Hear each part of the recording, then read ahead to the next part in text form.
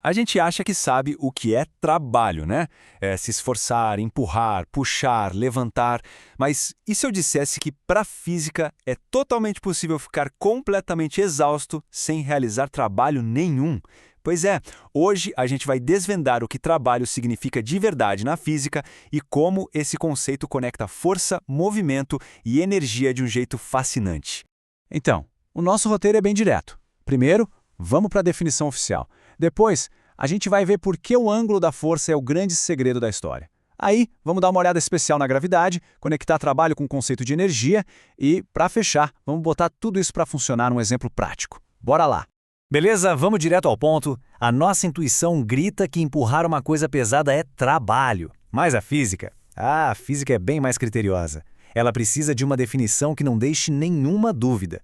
Imagina só essa cena, bem clássica. A gente aplica uma força constante, que vamos chamar de F, num bloco. O que acontece? Bom, ele se move, né? Sai do ponto A e vai até o ponto B. Essa jornada com distância e direção é o que a gente chama de deslocamento, o nosso D. E aí vem a grande pergunta. Como é que a gente mede o que essa força de fato realizou nesse trajeto? Não é suficiente só dizer, eu empurrei. A gente precisa de um número, de uma medida. E é exatamente para isso que serve a definição de trabalho. E aqui está o coração de tudo. A fórmula que define o trabalho. O trabalho, que a gente representa pela letra grega tal, é basicamente a multiplicação de três coisas: o valor da força, o valor do deslocamento e o cosseno do ângulo que existe entre eles. E um detalhe super importante, trabalho uma grandeza escalar. Ou seja, é só um número, sem direção, que basicamente nos conta quanta energia foi colocada ou retirada do sistema.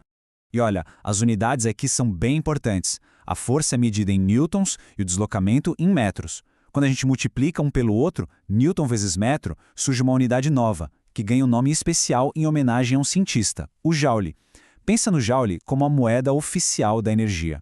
Agora, vamos focar no personagem mais interessante e, às vezes, o mais traiçoeiro da fórmula: o ângulo θ. É aqui que a mágica da física acontece, porque a direção em que a força é aplicada muda absolutamente tudo no resultado final. Olha só a diferença.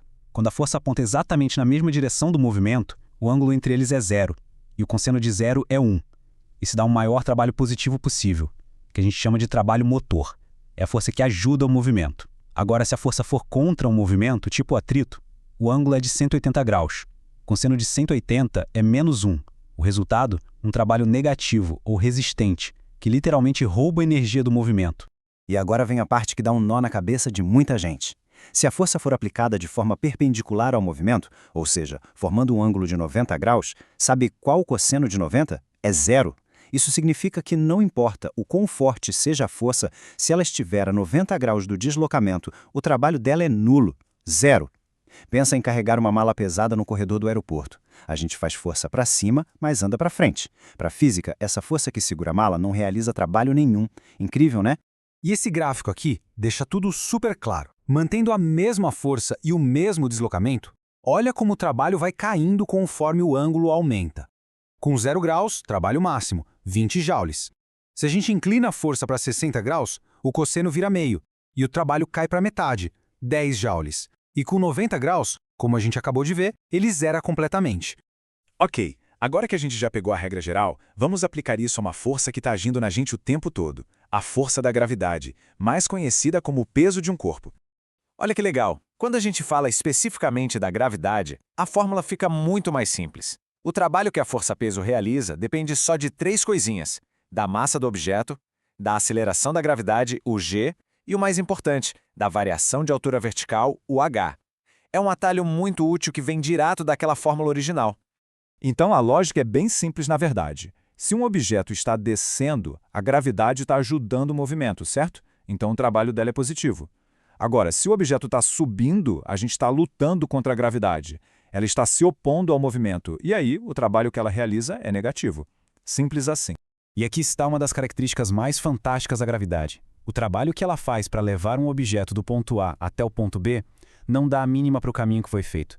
Pode ser em queda livre, pode ser escorregando numa rampa, pode ser dando uma volta completa, nada disso importa. Para a gravidade, a única coisa que conta é a diferença de altura entre o ponto de partida e o de chegada. A gente falou de joules até agora, mas afinal, o que é um joule na prática? qual o significado físico dele? Bom, agora é a hora de conectar todos os pontos. Essa frase é o resumo de tudo. Trabalho não é só um número que a gente calcula, é a própria ação de transferir ou transformar energia. Pensa assim, o trabalho é como se fosse a transação de energia. Um trabalho positivo está depositando energia num objeto. Um trabalho negativo está sacando energia dele. Olha esse exemplo da roldana. É perfeito. A pessoa ali está puxando a corda, aplicando uma força e, com isso, realizando um trabalho positivo no bloco. E essa energia vai para onde? Ela não some, ela é armazenada no bloco na forma de energia potencial gravitacional, porque ele está subindo. O trabalho é a ação, a transferência. A mudança na energia é a consequência.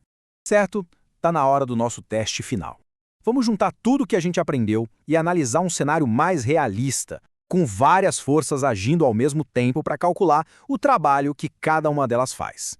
Então, o nosso cenário é este. Temos um bloco sendo puxado para a direita por uma força F. Só que, lutando contra esse movimento, tem a força de atrito, a FAT, apontando para a esquerda. E na vertical, temos o peso do bloco, P, puxando para baixo, e a força normal da superfície, Fn, empurrando para cima. Ou seja, 4 forças diferentes atuando num único movimento. Bora fazer as contas, então. A força aplicada, F, está no mesmo sentido do movimento. Então o ângulo é 0. O trabalho dela é de mais 15 joules, um trabalho motor. Já a força de atrito, a FAT, é do contra. Ela se opõe ao movimento. O ângulo é de 180 graus, o que resulta num trabalho de menos 6 joules. Um trabalho resistente, que está tirando energia do sistema. E as forças na vertical, o que acontece com elas? Tanto o peso quanto a força normal são perpendiculares ao deslocamento, que é horizontal. Isso significa que o ângulo para ambas é de 90 graus. E, como a gente já sabe, o trabalho realizado por elas é 0. Este resumo mostra direitinho como cada força teve um papel diferente. Uma ajudou, outra atrapalhou e 2 simplesmente não fizeram nada em termos de trabalho. E para fechar, um último quebra-cabeça para a gente pensar. Imagina que você passa 1 minuto empurrando uma parede com toda a sua força. Você soa, seus músculos doem, você se cansa. Biologicamente, o esforço é gigantesco. Mas, para a física, se a parede não se moveu 1 milímetro, quanto trabalho foi realizado sobre a parede? A resposta, por mais estranho que pareça, é 0. E essa ideia resume perfeitamente a diferença entre o esforço que a gente sente e o que a física, de um jeito bem preciso, define como trabalho.